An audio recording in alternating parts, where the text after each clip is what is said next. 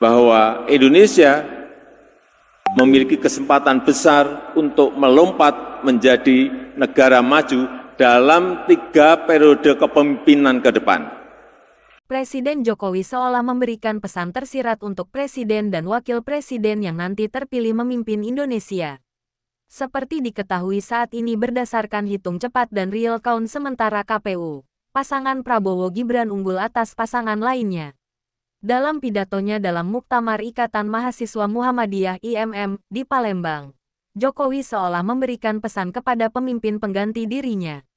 Dalam tahun-tahun terakhir ini, landscape politik global itu berubah. Landscape ekonomi global juga berubah, ujar Jokowi memulai pidatonya. Pesan pertama adalah, Jokowi mengatakan Indonesia memiliki kesempatan besar untuk menjadi negara maju dalam 3 periode kepemimpinan ke depan. Tetapi, tantangan juga sangat besar. Tidak ujuk-ujuk bisa melompat tapi tantangannya juga besar, jelas Jokowi. Pesan kedua Jokowi adalah tentang resesi. Ia mengatakan 96 negara sekarang menjadi pasien IMF. Ia berpesan agar pemimpin ke depan berhati-hati dalam mengelola negara. Tindakan apapun harus berhati-hati, terutama dalam mengelola ekonomi, politik, harus penuh kehati-hatian, jelas Jokowi. Dalam tahun-tahun terakhir ini, landscape politik global itu berubah. Landscape ekonomi global juga berubah. Karena disrupsi teknologi, karena ada perubahan-perubahan akibat interaksi sosial lewat media sosial. Dan kita tahu geopolitik global juga sekarang ini sangat sulit dihitung, sangat sulit dikalkulasi. Ekonomi global juga sama. Ketidakpastiannya juga sulit dikalkulasi dan sulit dihitung. Tetapi dalam posisi tekanan-tekanan seperti itu, justru peluang itu ada. Justru kesempatan untuk kita melompat itu ada. Dan menurut lembaga-lembaga internasional untuk negara kita, kalkulasinya, baik OECD, baik World Bank, baik IMF, baik McKinsey, baik dari Bappenas kita sendiri berhitung bahwa Indonesia memiliki kesempatan besar untuk melompat menjadi negara maju dalam 3 periode kepemimpinan ke depan. Tetapi tantangannya juga sangat besar. Tidak ujuk-ujuk bisa langsung melompat, tapi tantangannya juga sangat besar. Oleh sebab itu, saya berikan contoh seperti tadi disampaikan Adinda Himawan Abdul Musawir Yahya mengenai hilirisasi. Saya berikan contoh tembaga. Tembaga yang sudah 55 tahun diekspor dalam bentuk mentahan oleh PT Freeport. Bayangkan 55 tahun. Dan kita tidak tahu apakah yang diekspor itu hanya tembaga atau ada emasnya. Oleh sebab itu, 9 tahun yang lalu, saya paksa untuk mereka mau membangun yang namanya industri smelter. Tidak mudah mengajak mereka untuk membangun industri smelter itu. Karena sudah terbiasa mengirim bahan mentah, dikirim ke Jepang, ada yang dikirim ke Spanyol. Industri smelternya ada di sana. Berarti kita kehilangan nilai tambah yang pertama. Yang kedua kita kehilangan yang namanya kesempatan kerja bagi anak bangsa.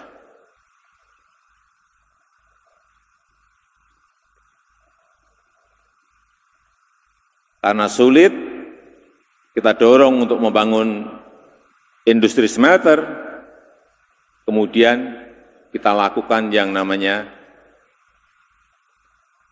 pembelian saham mayoritas bagi PT Freeport oleh BUMN kita. Sehingga kita sekarang memiliki saham mayoritas 51%. Setelah kita mayoritas, baru saya perintah BUMN-nya agar industri smelternya segera dibangun. Dan insya Allah nanti di bulan Juni pada tahun ini, industri smelter PT Freeport yang akan mengolah tembaga dan mungkin juga ada emasnya bertonton akan mulai beroperasi dan akan merekrut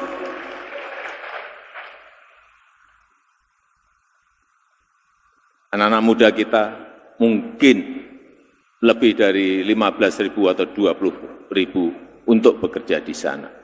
Dan nilai tambahnya juga meloncat. Saya berikan contoh lagi, yang kedua nikel. Dibangun industri smelter. Saat kita mengekspor mentah, sudah bertahun-tahun, ekspor hanya mentahan, nikel ore, nilainya setiap tahun ekspor kita itu kurang lebih 30-an triliun.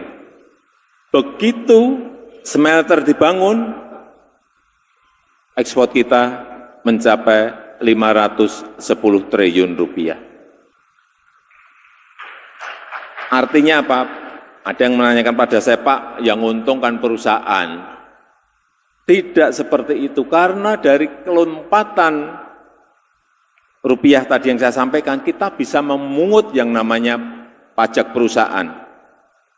Kan menjadi lompatan pajak perusahaannya. Pajak karyawan yang ada di situ. Royalti kita dapat, biaya ekspor kita dapat, BNPB kita dapat semuanya. Kalau kita ikut share di situ, artinya kita dapat dividen. Gede sekali. Artinya perusahaan dapat untung, tapi negara juga mendapatkan income penerimaan yang juga sangat besar sekali. Inilah yang terus kita dorong, dan hilirisasi itu tidak hanya urusan tembaga atau urusan nikel atau urusan boksit, timah, tetapi hilirisasi itu juga akan kita dorong di perkebunan, di pertanian, di perikanan, di kelautan, semuanya harus kita hilirisasikan dengan nilai tambah di dalam negeri, kesempatan kerja di dalam negeri. Tapi negara-negara maju juga tidak diem. Saya kira saudara-saudara tahu, Adinda, Imawan, dan Imawati, karena nikel kita stop, kita digugat di WTO tahun lalu dan kalah. Tapi kita naik banding.